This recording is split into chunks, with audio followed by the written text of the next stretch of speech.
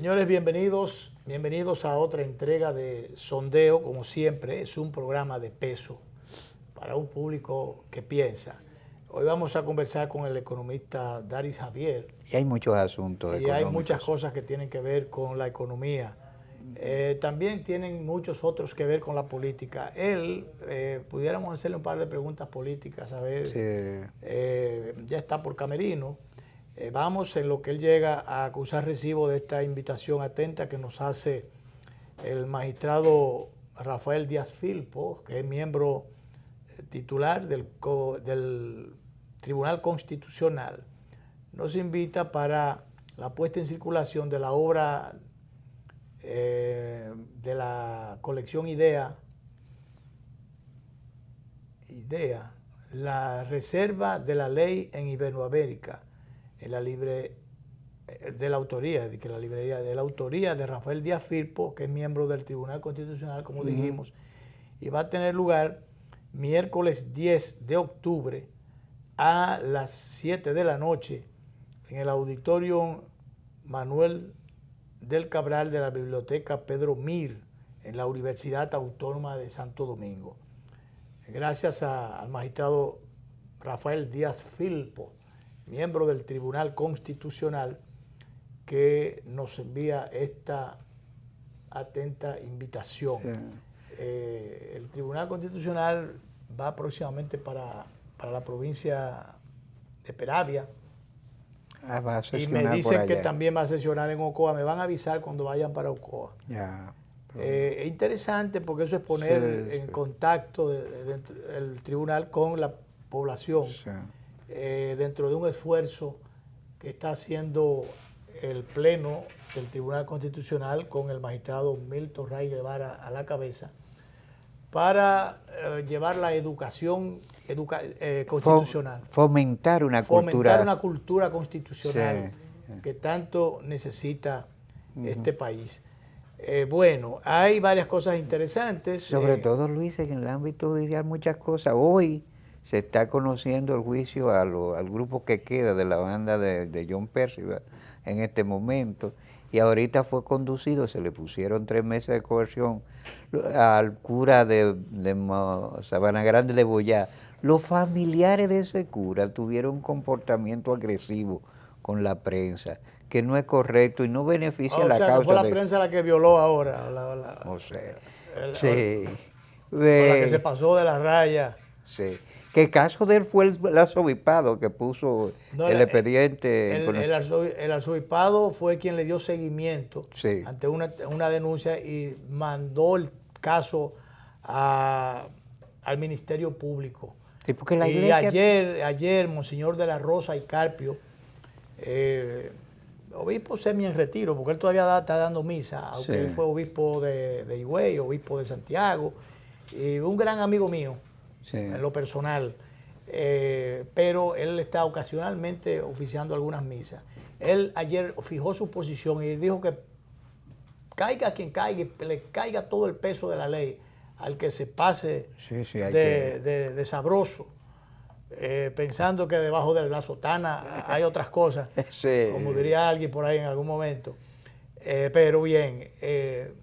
La iglesia está haciendo bien poniendo esos casos y poniendo la línea de cero tolerancia ante abusos y conductas indecorosas. Ayer estuvo la embajadora de los Estados Unidos en el país de visita por el Palacio. Bueno, hay poca gente que va a Palacio, pero hay otros que van muchas veces. Sí, sí. Porque ella estuvo recientemente llevando sus cartas, presentando sus cartas credenciales. Ajá. Ayer. La vi muy sonriente, muy de cerca, muy calurosa y afectuosa con el presidente Danilo Medina. Ojalá que eso sea de verdad y que sea realmente no para ocultar otras cosas o para ocultar formas. Mira, ya esa dama ha recibido el calor de los grupos dominicanos. Ella me luce muy afectuosa. Es una mujer. Creo que va a ser un trabajo extraordinario. Una mujer habituada al mundo de los negocios, sobre todo el negocio del seguro. Pero de todas maneras, yo lo digo es porque esto coincide con unas declaraciones ofrecidas por la embajadora de los Estados Unidos en El Salvador. El Salvador, junto a República Dominicana y Panamá, los embajadores de esos 3 países, incluyendo el nuestro, fueron llamados de consulta a consulta por los Estados Unidos hace poco. Incluso la embajadora de aquí tenía una semana y tuvo que irse seguido. Menos de una semana. 3 días. Sí, 3 días. Creo que era la que tenía. Sí. Y entonces, bueno, aquí dice que los Estados Unidos retirarían ayudas a países por las relaciones con China. No entiendo eso. Y fue unas declaraciones de la embajadora de los Estados Unidos en El Salvador, la señora Jane Manes. No sé si es así que se pronuncia eso, pero así que se parece. Dice ella que cualquier país tiene derecho, lo que yo te decía ahorita, sí, que no entendía. Ella dice que cualquier país tiene derecho a tomar sus propias decisiones y muchos países tienen relaciones con China, incluido Estados Unidos. Pero tenemos derecho a analizar estas decisiones. Sí. O sea, ellos reconocen en primer lugar que todos los países, como nosotros, tenemos derecho a tener relaciones con quien querramos, incluyendo Estados Unidos, lo dice ella. Pero que ellos tienen derecho a analizar esas relaciones. Yo no entiendo, porque eso, entonces, es una intromisión en las relaciones de los otros. Tú sabes que en realidad... De los otros con un tercero. Sí, algo debí yo aprender asistiendo a estudios superiores sobre política internacional. Cuando yo llegué a la capital, de ese producto de Santiago, los tigres de aquí de la capital me enseñaron una expresión, sugestión pantera, no sé, sí, sugestión pantera. Los Estados Unidos... Allante nada más. Exacto. Mira, ese llamado a consulta es lo que en el lenguaje de los tigres se llama una sugestión pantera. Los Estados Unidos, en estos momentos... Si se dejan impresionar, sí, esos paisitos bananeros, lo que llamaron. Porque en estos momentos la diplomacia norteamericana está en una situación de estancamiento tal que no sabe cómo responder a los procesos de reconfiguración geopolítica que están llevando a cabo. A ellos le dieron a China el tratamiento de nación más privilegiada. Cuando le dio la gana sacaron a Taiwán de las Naciones Unidas y pusieron a China. Hace 39 años de eso. Sí. Entonces, en este momento ellos quisieran usarnos como comodín en un proceso de ajuste geopolítico. Y resulta que, por lo que sea, nosotros no hemos salido. Ojalá la política exterior nuestra tenga claros sus objetivos. ¿Qué ventajas y qué oportunidades podemos sacar de este proceso? Porque podemos sacarla. Contraria que ahí no... ¿Quién tenga claro el objetivo? Nosotros. Bueno, nosotros yo creo que lo tenemos claro. El asunto está cuando hay intromisiones en lo que nosotros hacemos o decidimos. Claro, ese es el problema. Claro. Bien, bueno, el economista Dari Javier es nuestro distinguido invitado del día de hoy, como cada cierto tiempo. Brillante economista. Y lo invitamos generalmente a hablar de economía. Ahora, él es un ente político también. También. Como ente político, a nosotros inicialmente nos gustaría preguntarle su impresión sobre esto de Estados Unidos y un segundo aspecto, también político, porque ¿quién ha dicho que esa posición de Estados Unidos es política? No, sí, es política, pero a él se lo podemos preguntar por el lado de la economía internacional que no te metas en la economía todavía. Claro, no, pero ese problema es porque acuérdate que los Estados Unidos le están poniendo un embargo a China. Pero ¿Y vamos, qué papel cumpla todo eso? Bueno, entonces pues vamos a dejar otro tema por ahorita, que es el que tiene que ver con el Comité Central y un mandato que le dio... Mandato no, porque resulta que el jefe del partido en términos políticos es el Comité Central, y el Comité Político, un grupito de gente se ha cogido la jerarquía y dice que ellos son los jefes del partido y los jefes del país, inclusive. El Comité Político depende del Comité Central. Sí, pero ellos dicen, es un organismo ejecutivo. Ellos le dan órdenes al Comité Central. Ahora yo no sé quién depende de quién. Entonces, resulta que el comité político le ha dado la orden ahora, le ha bajado la orden, y así como el país lo ve, al comité central, para que decida con relación a las primarias o al método que deben escoger el PLD para las primarias, si abiertas o cerradas, o qué cosa le da la gana de hacer o de resolver, dependiendo de las líneas principales que reciban. Y ya eso dio lugar a que Melanio Paredes y un grupo de una corriente institucionalista que estaba manejándose hace un tiempecito en el PLD, llevar un expediente al Tribunal Superior Electoral. Pero que por demás, yo tengo entendido, y es sobre lo que ahorita le vamos a preguntar a Dari Javier, que ayer decía Miriam Cabral que le dieron la Secretaría General de Organización que tenía Félix Bautista, Sí. después de destronar a Félix Bautista. Y ella opinó que una ley está por encima de los estatutos del partido. Sí, eso se sabe. Lo único que los partidos, y es parte de lo que siempre se ha estado diciendo, tienen en su manejo interno, tienen una independencia y tienen unos derechos. Son organizaciones de fines privados. Con fines privados que nadie tiene con impacto por público. qué amarrarle o ponerla como un andullo con una ley ni con más nada, porque son derechos constitucionales que tiene. Entonces, los estatutos, si ya hay una ley, bueno, vamos a cumplir esa ley y vamos a reformar los estatutos. Ahora, esos estatutos tienen sus formas para reformarlos. Dicen los mismos estatutos que para reformarlo no es el comité central ni el comité político el que debe hacerlo, es el Congreso de la organización. Sí. Entonces, que es la más alta instancia. Y eso es lo que están justamente solicitando Melanio, Paino Abreu y otros.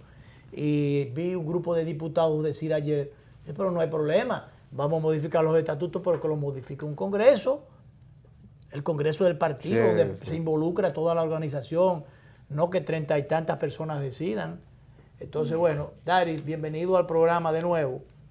Gracias por acudir a un llamado urgente que te hicimos, porque los jueves son días de tocar los temas históricos, epopeyas y próceres, pero en general, Félix Paniagua, que es su responsable, tiene un virus.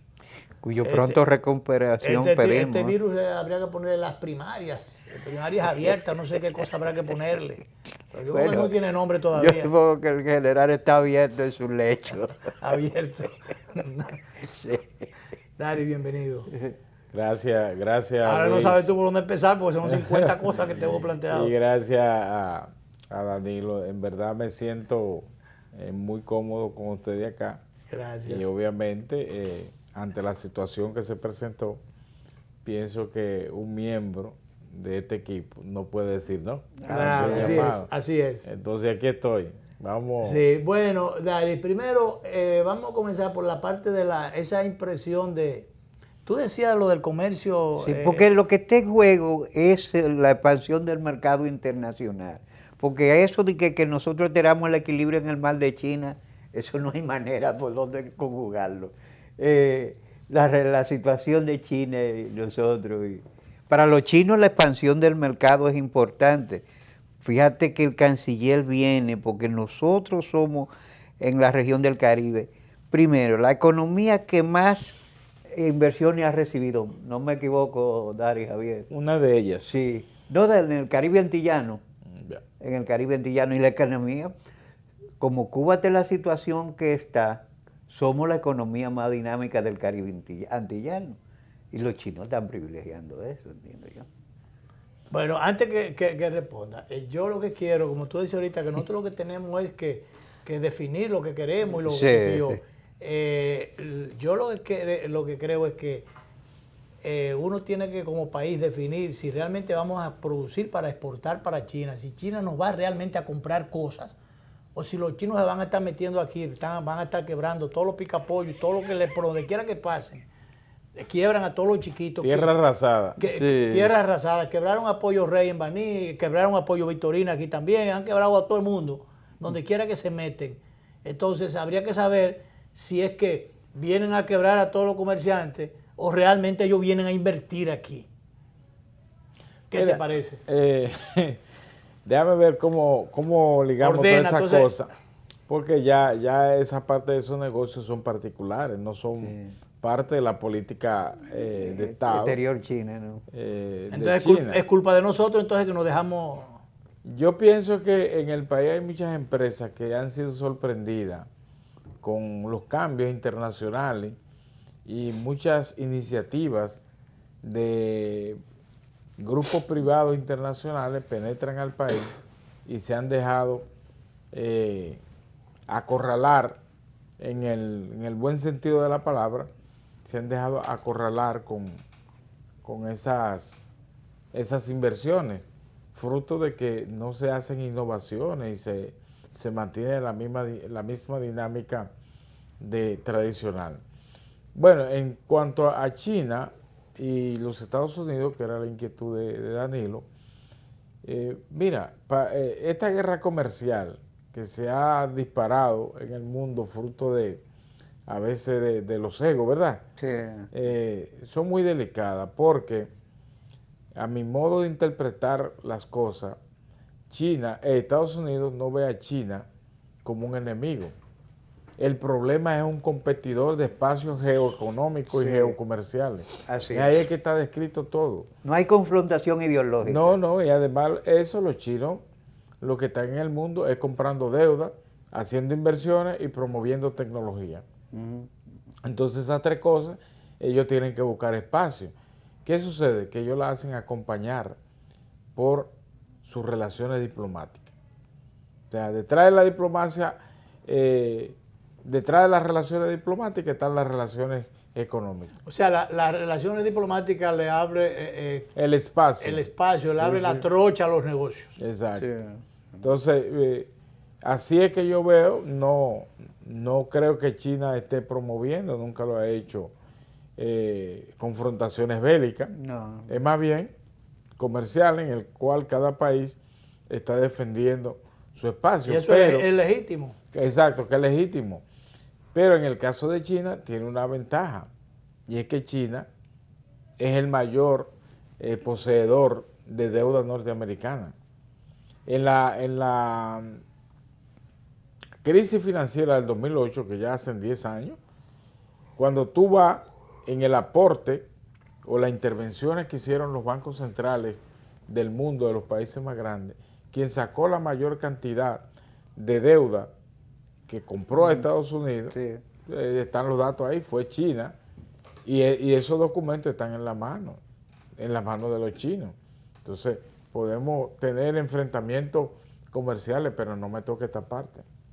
Si yo te digo, devuélveme mi efectivo y toma tu documento, ahí se arma la verdadera guerra financiera, ya no es comercial.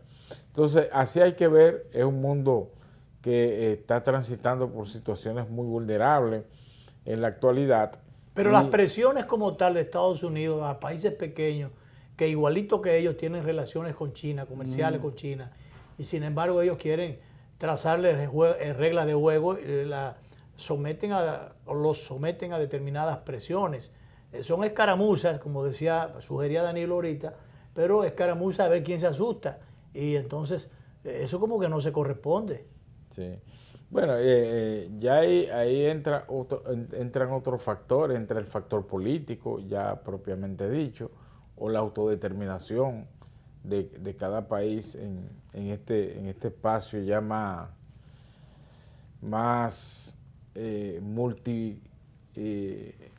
abierto, más multipolar, ya no es unipolar. El mundo ha cambiado muchísimo. Ni siquiera bipolar. Y las naciones grandes deben de entenderlo así.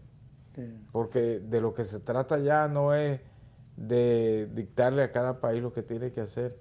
Se ha avanzado tanto que ya los países saben por qué están atrasados y por qué han fracasado. Sí.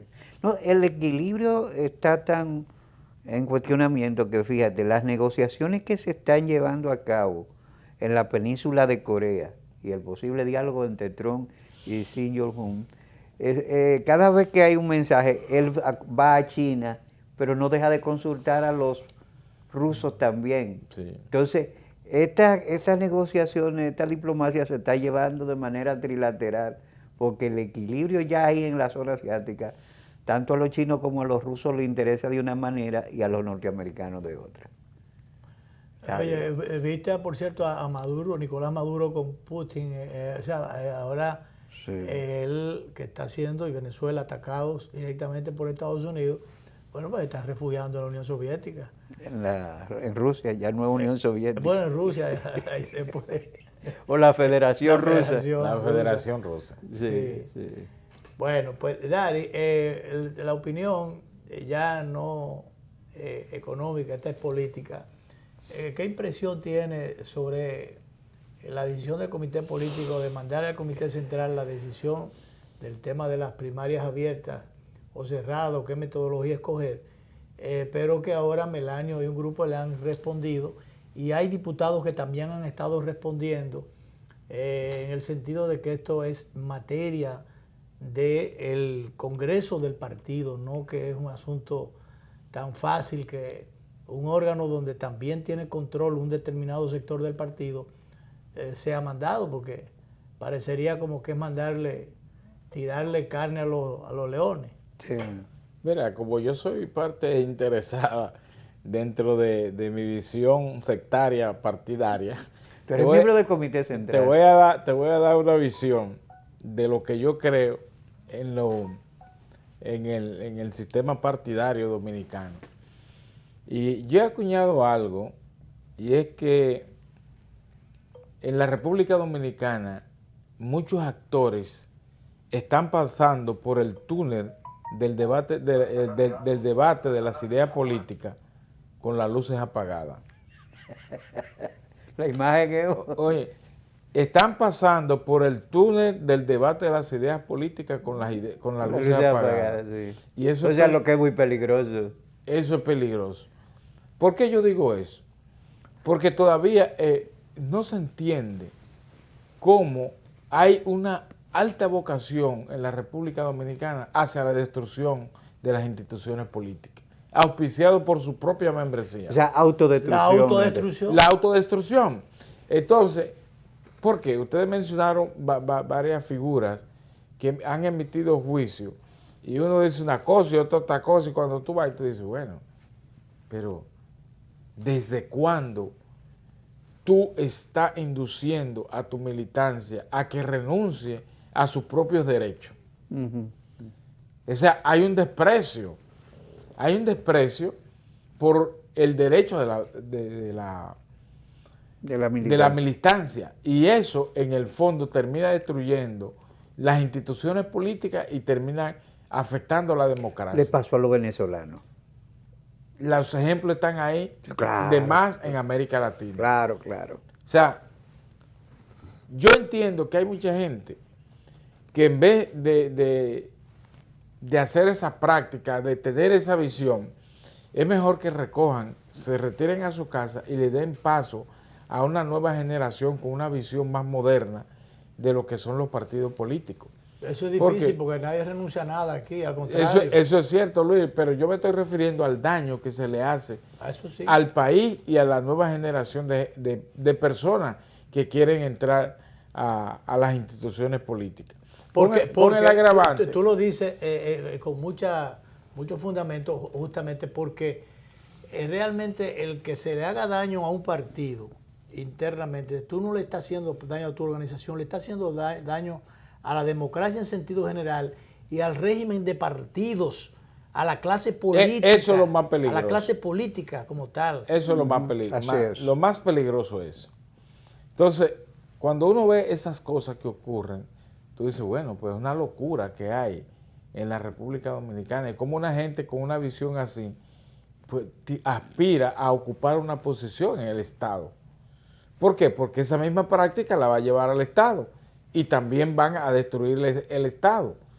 Entonces, cuando tú ves que esas cosas ocurren y que la auspicia un grupo X o Y, tú dices, se perdió la visión de dar un salto al país, con el agravante de un elemento que ustedes señalaron, que mucha gente actúa sin darse cuenta que las instituciones también han avanzado en el país, porque, por ejemplo, hay cosas que ya tú no lo puedes hacer como antes, porque hay un Tribunal Superior Electoral que va a deliberar. Hay un Tribunal Constitucional también. Ya tú no puedes agarrar y a un militante X o Y por una discrepancia que puedan tener, tú darle una patada y sacarlo. hay un tribunal superior electoral en el cual tú puedes postular. Entonces, esas cosas, por eso es que yo digo que entran al túnel del debate político con las luces apagadas. Vamos a ir a la pausa. Antes de eso, como parte de las excusas que muchas veces presenta, la gente presenta las cosas de una forma, aunque sea de otra, o no sabiendo muchas veces que diciendo lo que está diciendo le está dando razón a los otros. Por ejemplo, yo he oído a algunos miembros del Partido de la Liberación Dominicana decir que allí lo que se da lugar es a que siempre la mayoría, hay que respetar el derecho de las mayorías, y que si, por ejemplo, en el comité político... Pero Luis, hay que hacer una observación, mayoría no es tiranía. Sí, pero más que eso, tú tienes aquí dos órganos, el comité político y el comité central, los máximos organismos del partido. Uno compuesto por 30 y tantos miembros, tiene 30 y tantos miembros, y el otro, yo no sé ya por cuánto 600 y pico son, ¿verdad? Creo que 600 y pico, pero hay el una asunto es que disfunción, hay un sector dentro de los dos que componen el liderazgo, se distribuyen el liderazgo político del partido, que es Leonel Fernández y Danilo Medina. Hay una mayoría coyuntural del comité político que está en manos de Danilo Medina, y una mayoría relativa también dentro del comité central, que está del comité central en manos de Danilo también, porque es el presidente. Sí. Ayer era Leonel y ayer era Leonel el que tenía el control, lo que indica que muchísima gente que está ahí son unos sinvergüenzas, que sencillamente, unos viejos vagabundos que no se respetan, que sencillamente porque el que está en el poder es Danilo, hoy son danilistas, ayer eran leonelistas. Veletas. Entonces, y algunos de ellos están mandando mandaditos ya por detrás también, porque ya pensando que si los vientos van como van, sabe Dios qué cosa puede pasar. Y entonces ya están poniéndose donde el capitán lo vea. Entonces, ¿qué resulta? Hay una mayoría dentro de una minoría. Sí. Y hay una mayoría dentro de una minoría. Pues el hecho de que 35 compongan un órgano no significa que eso es mayoría del partido. El hecho de que 600 compongan una mayoría de un sector no es mayoría dentro del partido. La mayoría es la organización entera.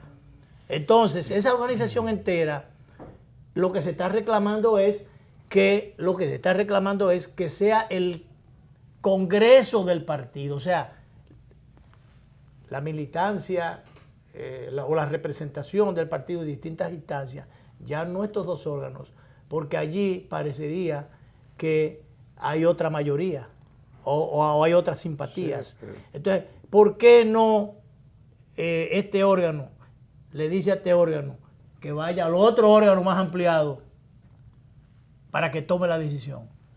Si no, sería secuestrar una minoría, secuestra la voluntad de una mayoría. Eso es lo que da a entender. Porque ¿por qué le tienen miedo entonces al Congreso? ¿Y por qué no hacer lo que mandan los estatutos de la organización? Vámonos a la pausa, volvemos con el economista Dari Javier. Vamos a hablar de números entonces.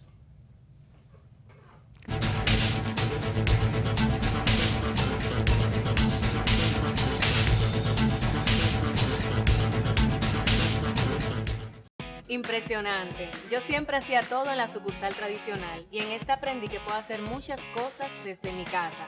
Incluso me invitaron a una charla de finanzas con propósito para aprender a manejarme financieramente. Soy un duro ya. Solo usaba Telebanco para consultas. Pero hoy aprendí a pagarlo todo usando el app y te pago. En una mesa con diferentes celulares, tabletas. ¡Una maravilla! Ven a vivir la experiencia de la banca del futuro. Centro Digital Popular, Downtown Center, tercer nivel. Popular, a tu lado siempre. Sabor a casa y a mis recuerdos, a tradiciones y colores de mi pueblo, el mismo aroma de todo el tiempo, el sabor que inspira y a mí me enamora. El sabor de mi pueblo ese que siempre llevo dentro junto a todos mis recuerdos, porque la buena amistad sabe a café, el aroma que inspira, el sabor de todo un pueblo que despierta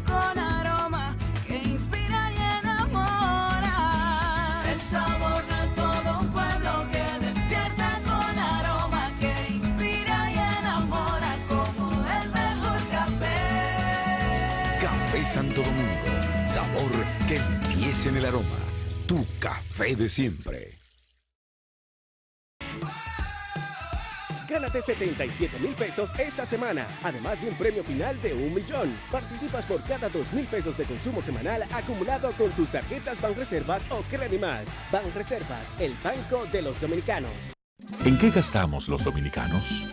La quinta encuesta nacional de gastos e ingresos de los hogares que elabora el Banco Central de la República Dominicana nos revela qué productos compramos, dónde y cuánto gastamos dependiendo del lugar en que vivimos, de los ingresos y nuestra edad. Esta encuesta es muy importante, ya que con esta información podemos actualizar el costo de la canasta familiar dominicana, que permite establecer nuestras condiciones reales de vida. Durante el 2018, los encuestadores del Banco Central, debidamente identificados y cuya identidad podrás verificar entrando en la página web del Banco Central, estarán visitando distintos hogares a lo largo de todo el país. Si tu casa resulta seleccionada para esta encuesta, nuestro personal estará recolectando la información necesaria. Es fundamental que participes respondiendo de la forma más completa y honesta posible, para mejorar tu calidad de vida y alcanzar un mejor futuro. Contamos con tu apoyo. Banco Central de la República Dominicana, por la estabilidad y el crecimiento, con la participación de la Oficina Nacional de Estadística, ONE.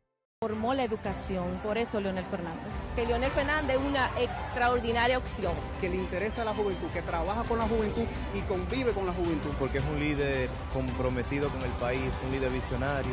Los jóvenes de Santiago rugen para que vuelva a ser el presidente de los jóvenes. Representa el avance y la modernidad que la juventud y el país necesitan. Quiere un país mejor cada día y lucha para eso, trabaja para eso y por eso estoy con él. Es muy fácil tú buscar información de qué era antes, qué era este país antes y después de Leonel Fernández. Entonces te darás cuenta que no hay una mejor opción que Leonel Fernández. Es la persona más capacitada para asumir la presidencia de la República Dominicana.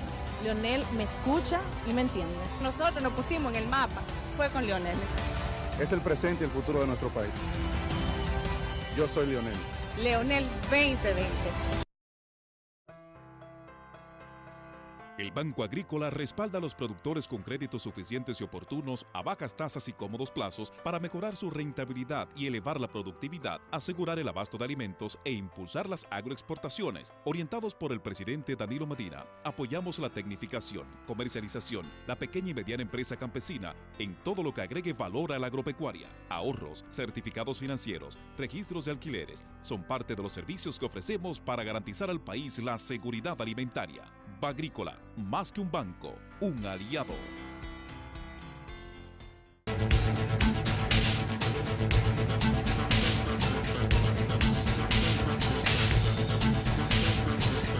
Ya seguimos nuestra conversación esta tarde con el economista Dari Javier. Bueno, debemos echar un vistazo al presupuesto, si crees que el hecho de que el presupuesto, los ingresos generalmente no son suficientes, hay que estar complementando ahí con, una vez fue con unos bonos que se colocaron, con algunos dinero que hay que buscar, que después eso va anchando la deuda.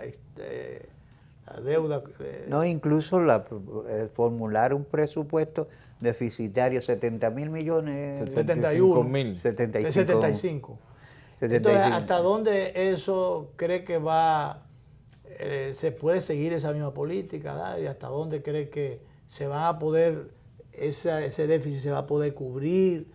El hecho de buscar las formas que se han estado buscando hasta ahora para cubrirlo, hasta dónde tiene otro tipo de incidencia negativa en la economía. ¿A dónde vamos a salir con esto? Mira, a mí lo que me preocupa son dos cosas. De la parte presupuestaria, y lo he venido externando en los últimos 3 años, es que tú no puedes formular un presupuesto año tras año en base a recursos externos muy elevados, ese endeudamiento. Y lo otro es la pregunta que uno se hace. Bueno, si te está dando un déficit fiscal, ¿verdad?, menor, ¿cómo entonces estamos buscando más deuda?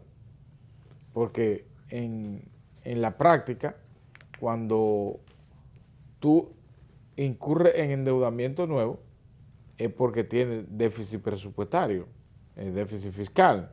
Entonces, tú lo buscas con un préstamo externo. No es que es malo endeudarse, pero eso tiene un límite. Pero tiene un límite. Entonces, si tú reduces el déficit, entonces también debe reducirse la deuda. Es lo que yo he visto por los datos que se están presentando, que dice, bueno, el déficit se ha reducido, por ejemplo, a un 2%, 1.8%, y yo digo, bueno, pues entonces no vamos a endeudar menos. Pero estoy mirando que la deuda, el financiamiento presupuestario, Financiamiento con emisión externo. de deuda, entonces lo estamos haciendo con financiamiento externo. Y ahí, bueno, sobre todo que habría que explicarlo eso como para uno ese entenderlo. presupuesto es para pagar la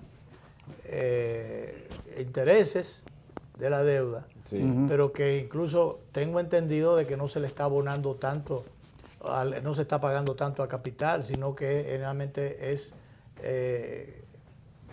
lo que se está pagando es o sea, no se le está pagando al capital, sino amortizando deuda, amortizando interés y pagando los intereses. Eso no es peligroso. Muy riesgoso. Y el presidente de la República también tengo entendido que el día pasado, porque yo vi un video por ahí, que él habló con alguna preocupación ya sobre el tema de la deuda. Él es economista. Mira, yo pienso que la República Dominicana en el corto plazo, y digo en el corto plazo y enfatizo en eso, va a tener que reorientar su política de deuda.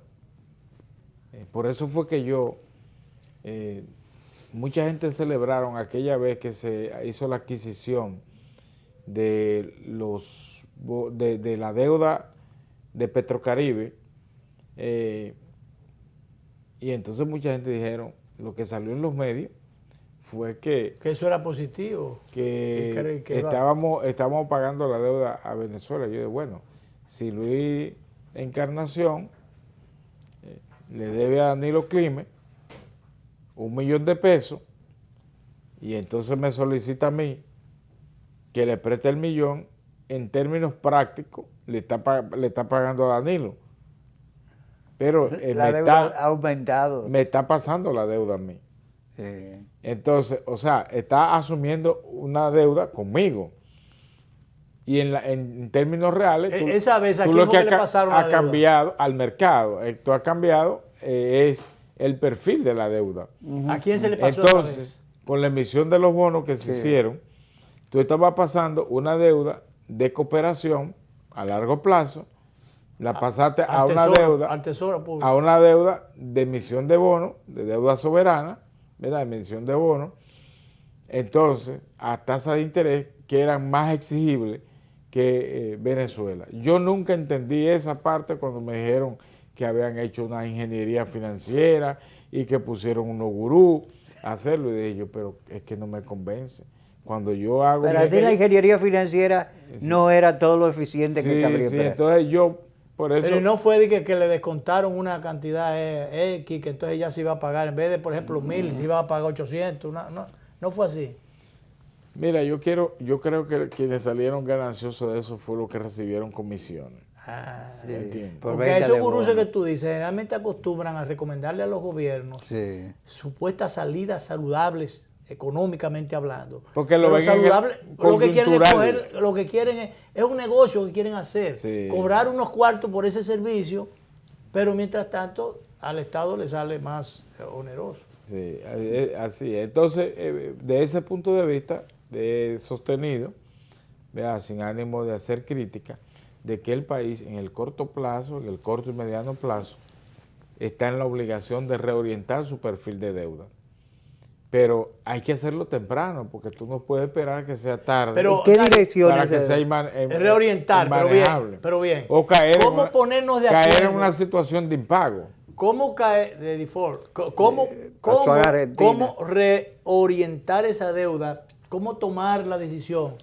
Si realmente, aquí hay una serie de órganos, el Estado, compuestos los poderes del Estado, pero generalmente hay una dirección política y hay una oposición menguada o bastante fracturada o fraccionada. Fraccionada y a veces sin norte. Entonces, un sector norte empresarial preciso, que a veces opina de cosas, pero dependiendo también de sus intereses. Y no hay una mesa donde se puedan, cuadrada, redonda o como sea, donde la sociedad pueda sentarse con sus mejores representantes para definir lo que es lo que le conviene realmente a este país.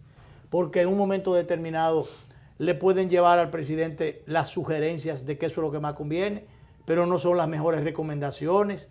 Entonces, ¿cómo garantizar que esa reorientación en la política económica es la conveniente?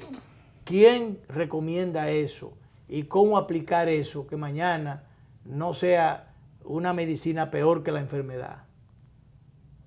Mejor vamos a hacer la pausa última. Sí, para... Repiensa bien el asunto para ver si nos da la mejor respuesta. A nosotros no, al país. Vamos a la pausa y volvemos con Dari Javier, nuestro economista del día de hoy.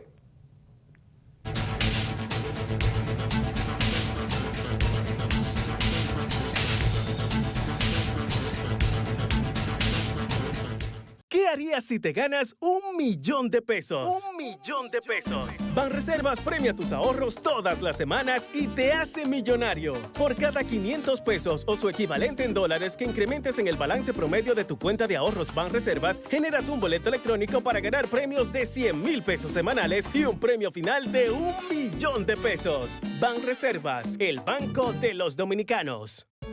¿Cuál es tu historia? Yo soy hijo de la agricultura y siento amor por sembrar una mata. Han pasado la vida sembrando habichuelas. Y para sembrar habichuelas hay que pelar las lomas. Todas esas montañas, toda esa loma por ahí, la gente la chapeaba. Pero ahora están motivados a que si se le apoya, en vez de sembrar habichuelas, van a sembrar aguacate y van a sembrar café.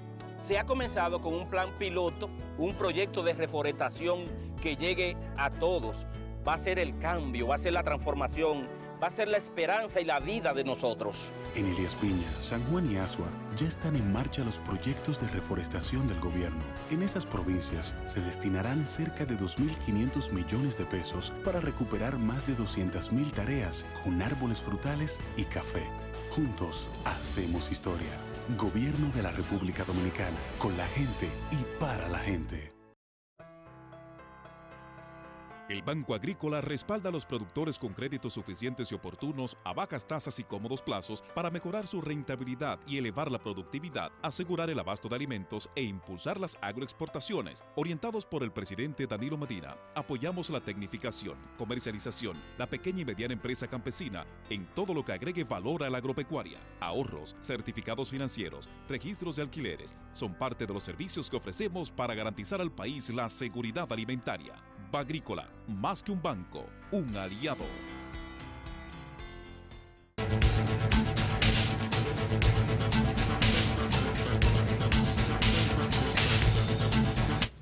La pregunta quedó hecha. Quedó planteada la pregunta, ¿cómo garantizar que realmente las recomendaciones que le hagan al Ejecutivo para una reorientación sea la más conveniente? Y que además esa reorientación, ¿quién debe trazar esa política? ¿Debe ser el producto de qué? ¿Del análisis de quiénes? Bueno, de hecho el jefe de la política económica en un país es el presidente de la República. Por tanto, le corresponde discutirlo. Sabrá con quién discutirlo. En principio, se supone que todo el que está en una cartera determinada tiene el manejo de todo lo que hay que hacer ahí, en principio, ¿verdad? Pero también... Esa es una suposición, porque van a ver una gente... Están los consultores autorizados que el presidente puede llamar y lo conoce. Ya es una decisión muy, muy personal. Y ahora recuerdo una de las entrevistas a principio del primer periodo de gobierno. Ustedes y yo estuvimos aquí analizando, donde habían algunos funcionarios que trataban temas que correspondían a otras áreas, principalmente el área económica.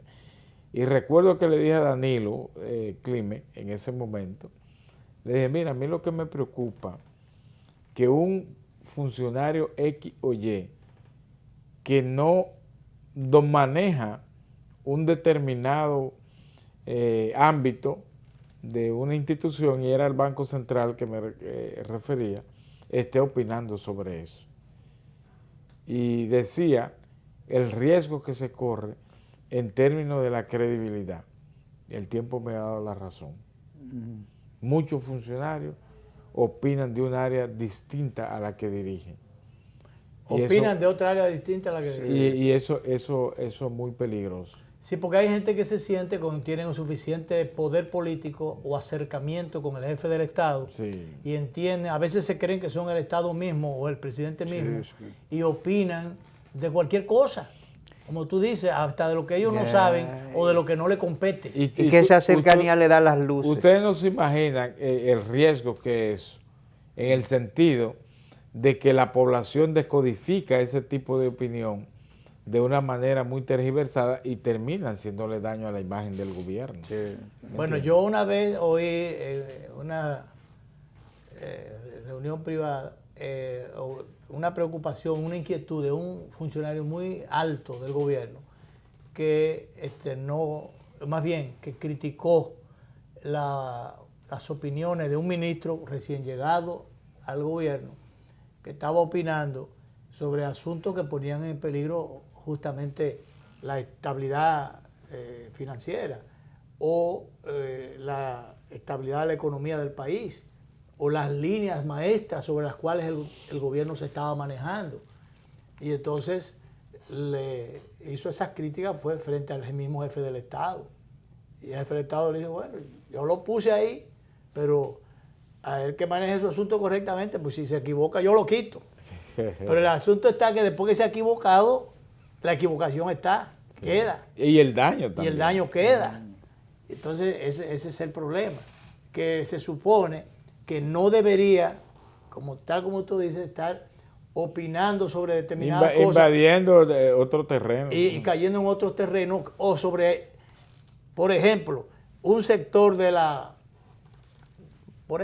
salud que esté opinando sobre asuntos que tengan que ver con la agricultura, sin coordinar nada con el ministro de Agricultura. Cuando tú vienes a ver, le crea un problema en el sector. O si es alguien que está hablando fuera de la economía, con nadie con el que tenga que ver realmente con esas cosas. Entonces eso es peligroso, pero yo recuerdo cuando el presidente de la República dijo, no sé si fue en la campaña o cuando en el discurso de posesión, cuando hablaba de la orquesta y que si aquellos músicos que desafinaran iban a salir de ahí, pero si no tocaban la misma partitura. Entonces parecería que ese desentone no debería darse. Sí, porque incluso cuando se hacen mediciones sobre la imagen del gobierno, eso sale. Claro. En las mediciones te sale y, por ejemplo, te dice las mediciones en qué área la población entiende que hay promesas incumplidas, en qué área se ha fracasado. De una u otra manera, es el sentir de la población. Y la mejor muestra de eso son las percepciones.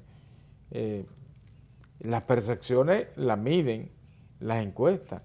¿Cómo siente la población? Y esas percepciones salen, como tú dices, eso se refleja. Sí. Primero viene la percepción. Y cuidado, muchas veces la percepción es inducida. Y se convierten hasta en tendencia también. Pero se convierte eso en tendencia. Y esas tendencias son generalmente las que se imponen. Mira, yo lo que pienso es, ya así, englobando todo lo que hemos tratado, que la República Dominicana está viviendo un ciclo político y económico que se ha agotado. Y que está en una fase de transición. Y entonces hay muchas personas que forman parte a todos los niveles del estamento del liderazgo nacional que no han podido ajustar al cambio, a esos cambios que se están dando, y por eso es que tú ves tanta gente con opiniones tan dispersas que tú dices, bueno, ¿y por qué yo tengo que creerle a alguien que me salte con eso? Sí. Porque yo no tengo por qué aceptar la opinión que nadie me dice. Porque yo sé pensar, tú sabes pensar, el otro sabe pensar. Y lo más importante ya es que la República Dominicana, en el siglo XXI, en todas partes hay una escuela. Los que no son alfabetizados quieren que sus hijos se alfabeticen y saber dónde están. Es decir, la gente sabe. Cuando hablaste de escuela, yo creo que estaba hablando de escuela de economía, que por qué si salen de una misma escuela hay opiniones diferentes. Los economistas, uno opinan de una manera, otro de otra. No, pero Luis, déjame un paréntesis ahí. ¿Tú sabes por qué la gente nota mucho lo de la economía? Porque las opiniones, esas opiniones afectan a la sociedad en su conjunto, son la expresión de la sociedad. Pero eso ocurre en todas las áreas. Por ejemplo, ¿cuántas opiniones diferentes sobre un mismo artículo de la Constitución o interpretación de una ley no hay aquí? Y los abogados tienen mucha discrepancia. Pero ¿cuántos médicos no son demandados con frecuencia por malas prácticas médicas? Igual los ingenieros por vicio de construcción. Lo que pasa es que eso representa el interés individual y en el caso de la economía el interés colectivo. Y entonces ahí se nota más cuando es el interés colectivo, esa discrepancia que hay entre uno y otro. Y en adición que está el caso de que los intereses, las posiciones y según cómo tú lo veas, cada cual va a opinar. Eso está preestablecido, uno está claro con eso y siempre será así aquí y en todas partes. Es lo mismo que uno dice, bueno, pero si la Constitución de la República dice esto, ¿por qué este abogado me está diciendo y el otro abogado me dice esto? Y claro, ustedes lo ven. Gente hasta que han ocupado en posiciones altas en la magistratura nacional. Y en vez de venir a ayudar, a orientar, desorientan. Y ser referentes, a tomar en cuenta para ayudar a desenmadejar el asunto. Al contrario, lo que hacen es venir a enturbiar o a perturbar o sembrar un manto de dudas. Claro. Bueno, y ya finalmente, tú hablas del agotamiento del modelo. No, pero, del ciclo, un ciclo. Del ciclo. Pero tenemos que los que no se agotan son los mismos que están siempre detrás del poder, detrás del trono. Sí. Son los que están asesorando siempre a los gobiernos. Se dejan engatusar los gobiernos, todos, de la misma gente. Esa gente no son desplazadas, siempre están ahí. Parecería que puede haber todos los cambios de cara, de partido o de presidente, pero que siempre los esquemas son los mismos porque es el mismo bulto envuelto en distintos papeles. En manada. Que vienen en cada gobierno tras gobierno, periodo tras periodo. La gente está ahí. La misma gente está ahí asesorando siempre. Y las equivocaciones son las mismas. Y los beneficios de ellos son también los mismos. Más. O más abultados en cada asesoramiento que da. Eso es un problema. Bueno, gracias, Dari. El tiempo es el que manda. Sí. Y nos tenemos que ir. Gracias por estar con nosotros. Vamos a repetir esta conversación como siempre a las 11:30 de la noche por los canales 22 y 52 de Teleimpacto. Mañana vamos a conversar con el Éxito Paula del Partido Humanista Dominicano, del bloque opositor, otra visión de las cosas. Vamos a ver qué dice la oposición. Y el lunes, vamos a anunciarlo desde ahora, Melanio Paredes va a venir con su posición dentro del PLD en el sentido de que debe ser el Congreso. Pero no el Congreso aquel que está lleno de gente del mismo lado, sino el Congreso del partido, el Congreso del PLD, el que determine qué hacer con la bendita, iba a decir la defensa de la ley de partido, que es verdad, si no es con las primarias abiertas o cerradas. Y con las decisiones del partido. Bien, nos vamos.